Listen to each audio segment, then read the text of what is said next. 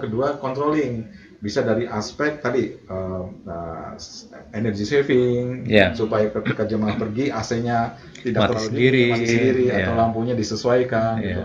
Atau buat security, mungkin banyak yang sudah hilang atau banyak yang canceling, itu juga bisa dilakukan dengan IoT, dengan misalnya dengan lock unlock, kondisi apa namanya, mengunci canceling misalnya dengan apa namanya, mobile phone handphone, gitu ya. Nah, Insight ini lebih kaya, justru ini the most beauty in IoT-nya nih, Insight.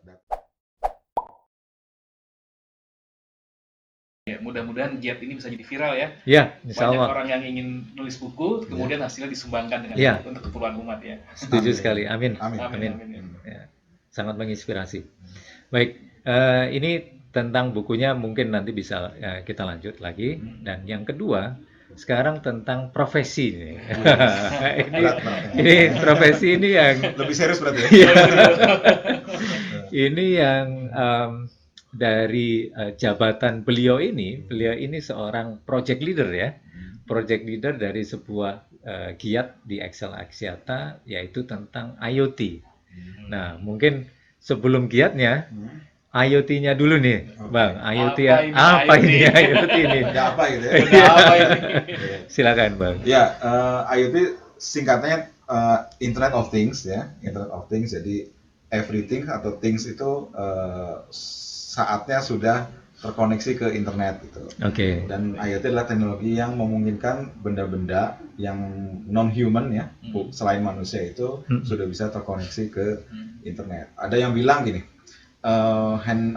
internet itu dari komputer pindah ke saku ya, terus pindah ke baju, sekarang pindah ke badan kita. Wah, jadi badan kita, jantung kita itu sudah bisa connect ke internet. Itu yang baru badan kita. Belum lagi nanti bangunan, belum lagi hewan, tanaman itu bisa langsung terkoneksi ke internet dengan teknologi yang disebut dengan IoT. Dan IoT sendiri adalah salah satu driver yang digadang-gadang men-trigger terjadinya revolusi industri keempat. Selain blockchain, selain artificial intelligence, terus ada security, ada cloud computing. Nah, IoT adalah salah satunya. Ya, ini menarik ini, sudah mulai menyinggung menyinggung tentang industri 4.0 ya. Dan sekarang di Indonesia pun sudah banyak wacana ya, Indonesia 4.0 ya. Nah, ini bagi kami Digital Peradaban, ini yang nanti teknologi dengan pesatnya kemajuan teknologi informasi, ini yang mungkin nanti akan memicu percepatan dari kemajuan peradaban umat Islam. Ya, jadi kami sempat terpikir nih Bang, ini apa yang bisa dilakukan oleh IoT, misalkan untuk masjid. Karena kita data dari Dewan Masjid Indonesia, di Indonesia itu ada 800.000 masjid. Nah, ini kan bagi kami ini adalah sebuah potensi berkembangnya peradaban Islam di Indonesia. Karena bagi kami dari Cikal Peradaban, saya dan Bang Wisnu ini punya gagasan ya, ide.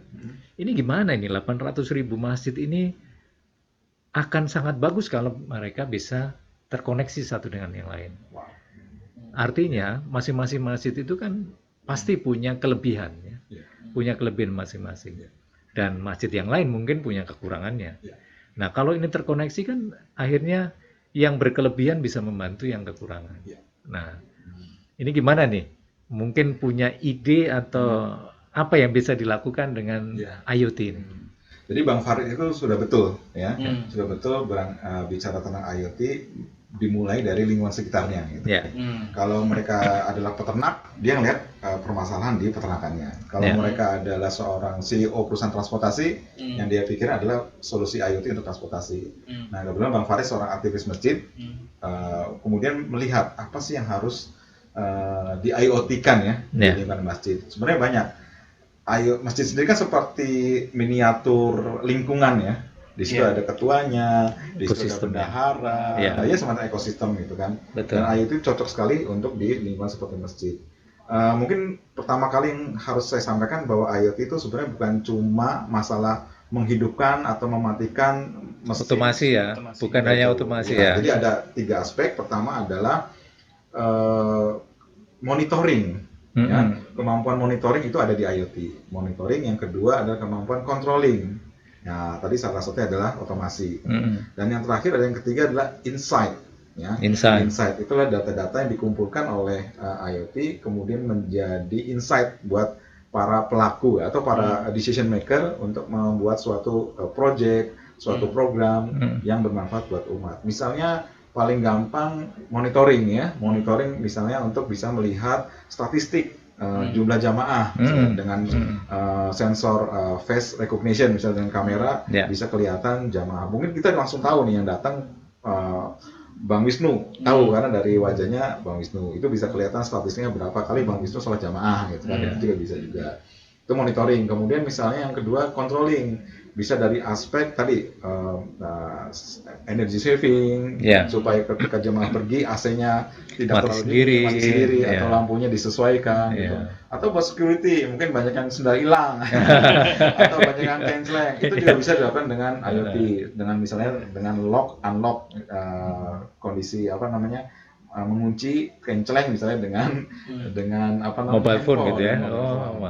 Insight ini lebih kaya, justru ini the most beauty in IoT-nya nih, insight. Data-data itu sebenarnya bisa dikumpulkan baik dari lampu, baik dari AC, dari canceling, mungkin dari lingkungan sekitar, misalnya suhu segala macam, itu bisa dikumpulkan menjadi data yang bisa jadi punya korelasi satu sama lain. Jadi kita bisa bikin keputusan sesuatu. Misalnya apa sih hubungan antara suhu di luar masjid dengan jumlah jamaah misalnya, cuaca itu bisa terlihat, bisa ada korelasinya gitu. Jadi kira-kira seperti itu. Atau misalnya kalau sudah terhubung dengan masjid-masjid lain, bisa bisa bikin data ukuran masjid dengan jumlah jamaah. Itu bisa kelihatan statistiknya. Ternyata ada kaitannya antara luas dengan jumlah jamaah misalnya.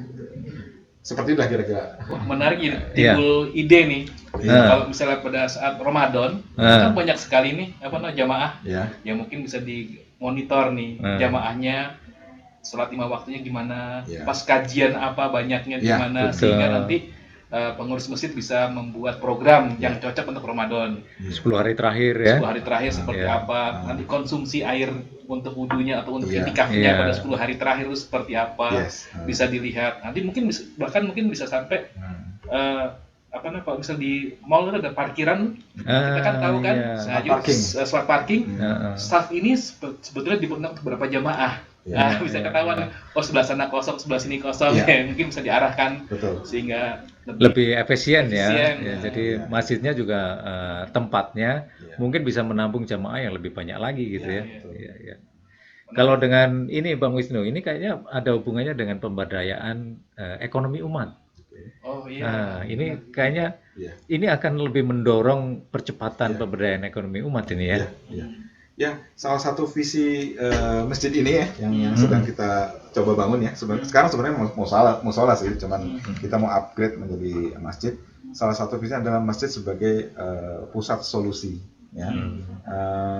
Mungkin beberapa kita lihat kasus bahwa masjid itu justru jadi beban umat gitu ya. Semakin besar, makin besar bebannya juga. Biayanya, OPEX-nya segala macam. Nah, kita kepengen masjid ini jadi sumber inspirasi, sumber solusi buat masyarakat sekitar.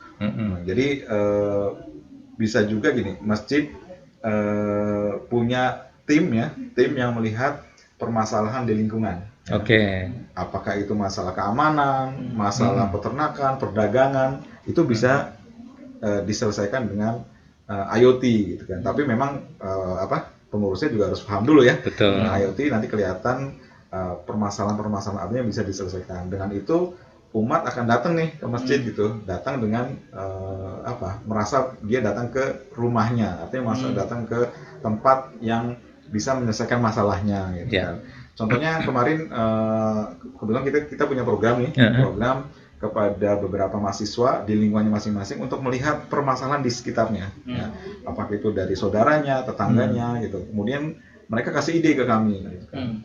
Masuk ide kami, ada yang kasus pertanian, ada kasus peternakan, itu bisa diselesaikan dengan solusi IoT dari ide-ide mahasiswa. Contohnya, saya bawa ini. Bawa contoh ini kemarin kita baru. Mungkin bisa ditunjukkan ke sahabat yang baru menonton ya. Saya mau kasih hadiah sebenarnya nih, Bang Farid. Makasih nih. Ini salah satu karya teman-teman kami mahasiswa di program Excel Future Leaders ya. Dia bikin ide smart poultry, smart kandang ayam. Mungkin agak naik dikit, Pak. Smart kandang ayam. Tatanen ini ya namanya ya. Ada brandingnya sih, ini yang bikin teman-teman juga. Dia awalnya cuma melihat kasus, kalau tidak salah pamannya seorang peternak di Bandung, ya, di mana pakannya itu susah dikontrol, ya. Sementara cost paling besar di peternakan itu adalah pakan. Makanya dengan solusi IoT ini bisa lebih dikontrol. Kemudian juga happinessnya ayam juga bisa diatur karena sekarang kita udah ke era biar nggak stres gitu ya. Jadi begitu. Kalau di luar sana ayam itu memang harus lebih bahagia ya. Jadi nggak boleh ada KDRT ya. Hak asasi ayam itu harus dijaga ya. Dengan teknologi IoT ini mudah-mudahan kebahagiaan ayam itu bisa terwujud. Iya, ini luar biasa ini. Jadi sesuatu yang permasalahan di sekitar kita ternyata bisa disolusikan dengan teknologi gitu ya. Iya. Terima kasih banget, ini jadi satu ide lagi nih, insight bagi kami bahwa masjid itu nantinya bisa menjadi pusat peradaban, pusat segala sesuatu, pusat kebutuhan dari umat Islam. Artinya umat Islam kurang apa aja, ya datang ke masjid. Betul. Apabila sekarang udah ada masjid yang mungkin pengembangan ekonomi umatnya di bidang peternakan, bisa memakai aplikasi ini, ataupun yang lainnya juga kan, misalnya pada saat Idul Adha, ya dikontrol nih pembelian kambingnya, berat kambingnya ini turun apa enggak, betul. Bisa lihat dari IoT-nya ini juga, ataupun juga misalnya pemberdayaan ekonomi, misalnya ada toko minimarketnya di masjid, itu mungkin bisa ditaruh di tabung gas, pada saat nanti tabung gasnya berat sudah berkurang dan mulai kosong, tiba-tiba pengurus minimarket dari masjid itu datang ke rumahnya, tuh nawarin, Pak, Bu, ini sudah habis gasnya.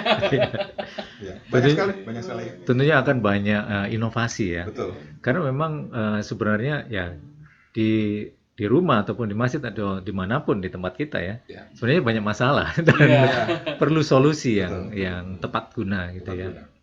Solusi-solusi ini ya sama dengan Bang Wisnu akan sangat membantu kita semua sebagai warga negara Indonesia ya. Apalagi ini hasil inovasi dari anak-anak negeri ini ya. Masya Allah. Jadi gimana Bang, misalkan ada sahabat Cikal yang pengen belajar tentang IoT nih, gimana? Bisa menghubungi Bang Novi atau? Oh iya, kebetulan kalau saya sendiri di IoT di Excel itu, saya bertugas di pusat innovation-nya, Innovation Center untuk IoT. Jadi memang salah satu fungsinya adalah mengedukasi masyarakat untuk memahami IoT. IoT ya. Jadi kalau misalnya mau belajar IoT, monggo. Atau mau bisnis IoT juga bisa. Atau mau bikin IoT-nya, monggo juga. Jadi bisa datang ke Excel Axiata aja. Di Excel Axiata ya. Lantai 20. Nanti kita bisa belajar bareng. Bisa bawa masalah, boleh.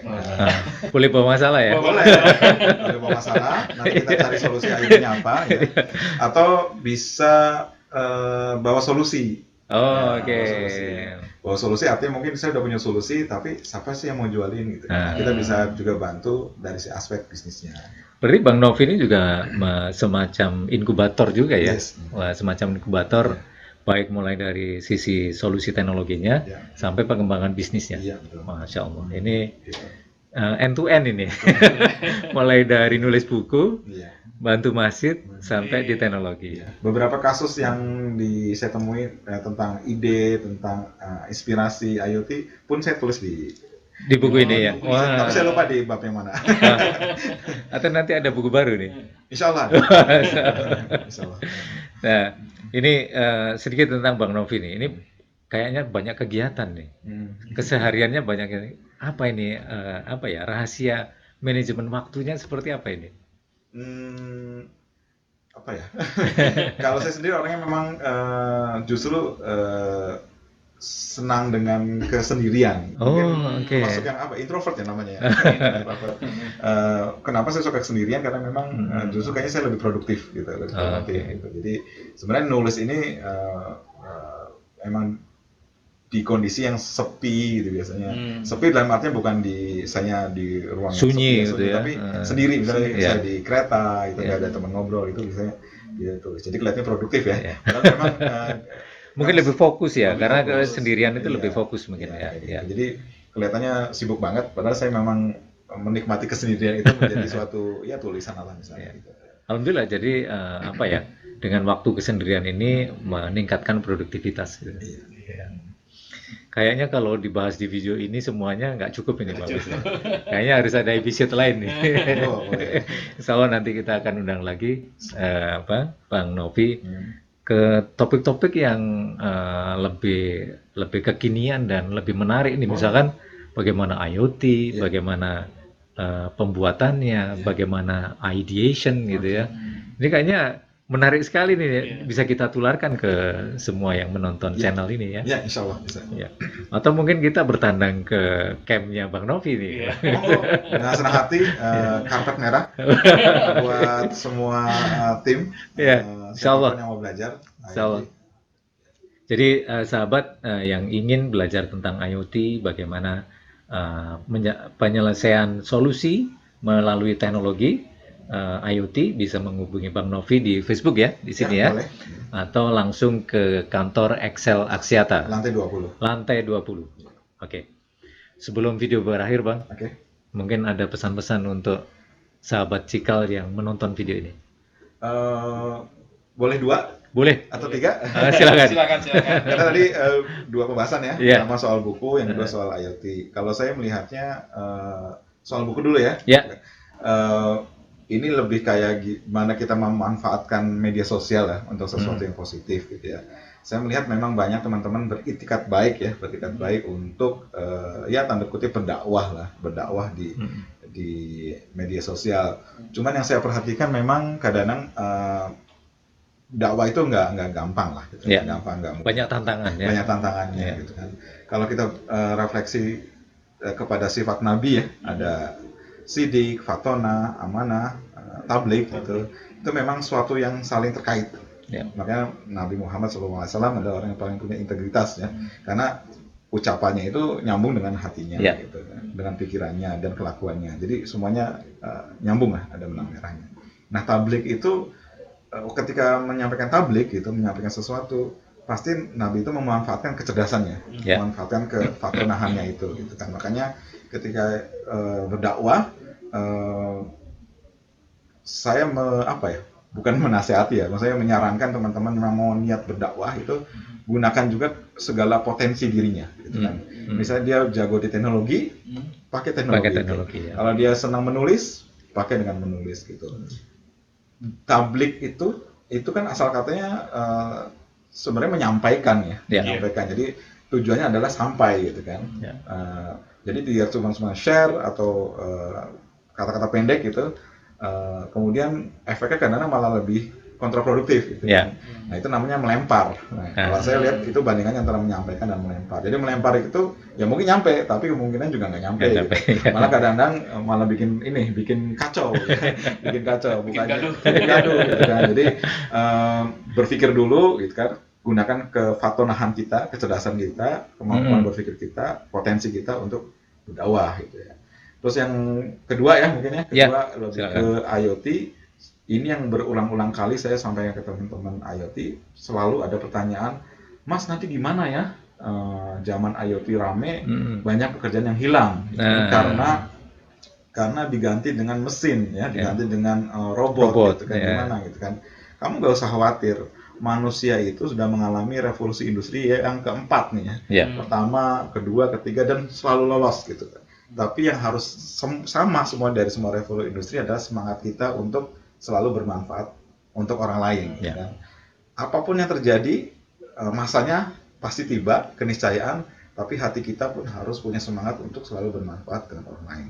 Nah, dengan adanya IoT, dengan adanya teknologi yang sekarang sangat terbuka untuk dipelajari, kita cuma perlu semangat untuk bagaimana bisa bermanfaat dengan orang lain, kemudian ide itu akan muncul. Gitu. Masya Allah. Mungkin ada pekerjaan yang hilang, tapi saya yakin bahkan banyak pekerjaan yang akan muncul dari semangat karena ingin bermanfaat untuk orang lain. Nah, jadi semangatnya bermanfaat untuk orang lain ya. Ini pesan juga untuk anak-anak muda ini yang lagi menonton, sing-singkan dengan baju, jangan tunggu ya. Jangan tunggu apalagi untuk kebaikan. Nah, untuk kebaikan jangan menunggu, segera laksanakan karena Indonesia butuh anak-anak muda yang bersemangat. Ya. Jangan biarkan kesolehan itu hanya untuk individu, tetapi juga kesolehan sosial. Saya setuju. Kesolehan sosial gitu ya. Oke. Baik, Bang Novi, Bang Wisnu, mungkin video ini harus segera berakhir. Insya Allah kita akan sambung lagi di kesempatan yang lain, video-video yang lain ya. Kita akan undang lagi nih Bang Novi. Dengan senang hati. Ya, itu terima kasih banyak sudah sharing idea tentang buku, tentang IoT. Semoga ini menginspirasi bagi sahabat yang menonton video ini. Silakan klik suka, klik like jika Anda suka dengan video ini. Silakan bagikan video ini jika menurut Anda bermanfaat. Terima kasih. Assalamualaikum warahmatullahi wabarakatuh. Waalaikumsalam warahmatullahi wabarakatuh. Masya Allah. Semangat. Akhirnya selesai juga.